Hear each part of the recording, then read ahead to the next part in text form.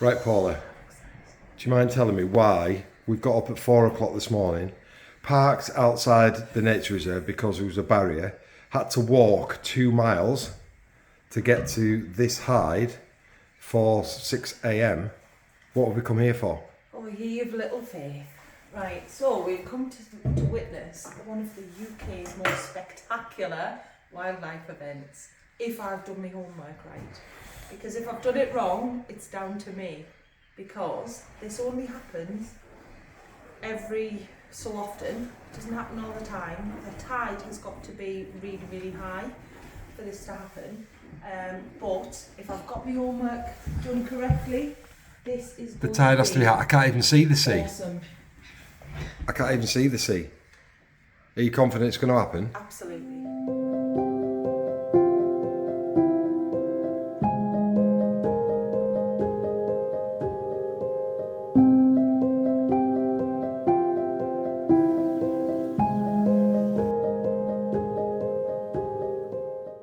It was an early start on the North Norfolk Coast.